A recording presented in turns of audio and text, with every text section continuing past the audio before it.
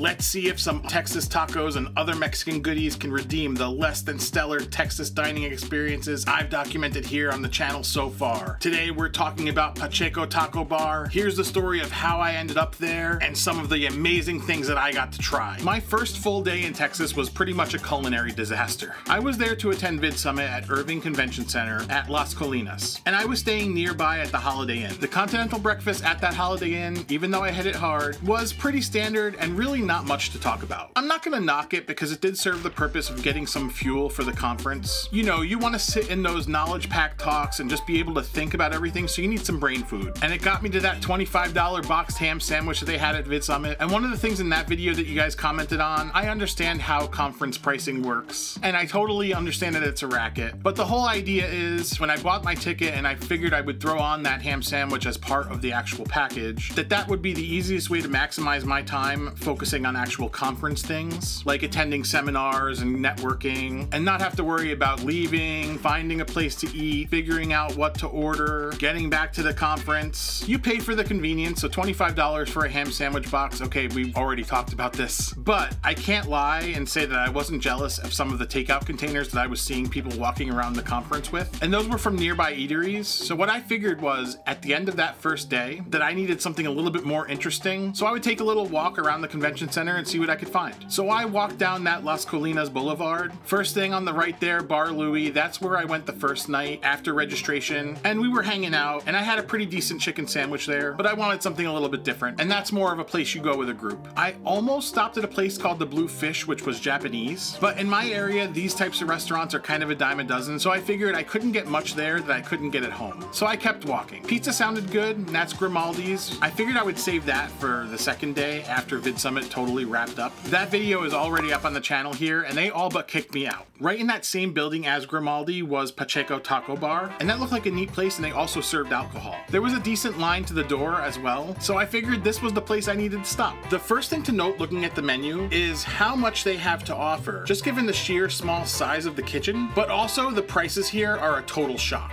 They have an option for 3 street tacos with Mexican rice and beans for just $9, and this is just crazy to me, especially since these ended up totally being stuffed tacos with double tortilla shells. For some context, I love the hell out of my local taco places here in the capital region of New York, but right now tacos are such a trendy thing here, and they can get away with selling 3 single shell tacos for $15, and that's with no sides. It's kind of crazy. So in this situation here, I figured I could get the 3 tacos, the 2 sides, and try something else. So I saw they had Birria Ramen on the menu. I figured let's just tag that on too. It's a highly Instagrammable, social media popular thing to order, and I've honestly never had it, so what the hell? And speaking of what the hell, house margarita $8, go ahead, throw it in. I don't think my bill even made it to $30 with tax. So let's toast to tacos, Birria Ramen, and Vidsummit. Go ahead and hit like on the video. Taking a sip of that margarita, pretty amazing. Nothing fancy, and I love that. For something silly like $8, all you want is simplicity.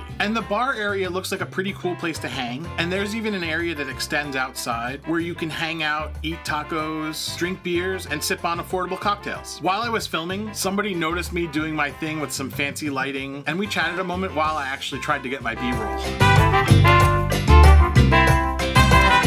As far as the tacos, we already talked about $9 being kind of a silly price for 3 tacos and 2 sides. I'm pretty sure they would have let me mix and match meats, but I figured I would keep it simple and just pick one. Of the options of carnitas, pastor, chicken, barbacoa, beef, chorizo, I went with pastor. What I figured was that would be some nice chunky, meaty goodness to bite through. The other option was to get quesabirria tacos, which is a completely different thing, but I had beef birria coming with the ramen already. Now getting into the tacos, these were impressive. Even forgetting about the ridiculously low price, which I won't shut up about, they were packed with meat and absolutely covered with chopped onion and cilantro. If you're not a fan of cilantro, you're gonna hate this, just like any other authentic Mexican street taco. They gave me a little cup of tomatillo salsa, and I typically don't love that, but theirs was something truly special. What I think it is that it tasted nice and simple and didn't detract from the tacos at all with any kind of like overly tangy or vegetal taste. Very nice. There were the rice and beans on the side. For the the rice, I was actually pretty amazed how orange it was. You'll usually find this kind of rice at like your Tex-Mex kind of American Mexican restaurant, and it's usually like a light orange and really doesn't taste like much above white rice. This was a little bit more interesting than usual, but really not much to talk too much about. Refried beans, also simple, effective. Nice little sprinkle of queso fresco or cotija cheese on top, and that adds a little bit of saltiness and texture. And they also don't pulverize the beans into baby food. I love it. But as far as this whole meal, tacos, rice and beans, and margarita, that could be considered the appetizer. I had a nice vat of birria ramen sitting there waiting for me, actually cooling off.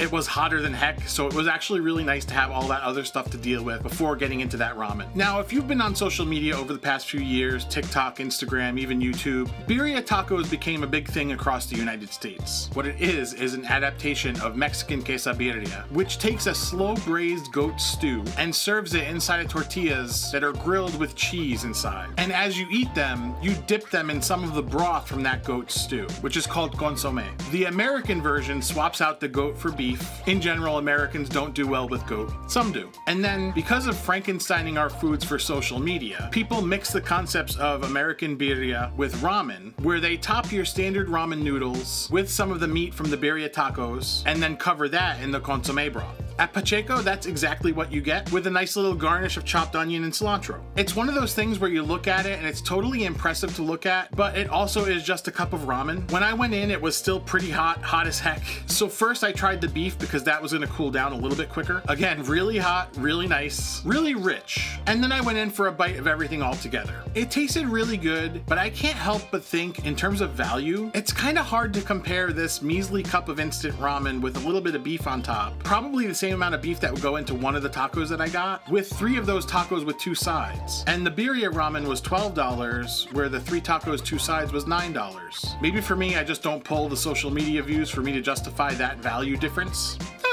If you're attending a conference at Irving Convention Center, like I was for Vidsummit, I have a playlist of a few culinary things to look out for, including how not to get kicked out of the coal-fired pizzeria that's right next to Pacheco. Make sure you click into this playlist right now, and I'll see you in the next one.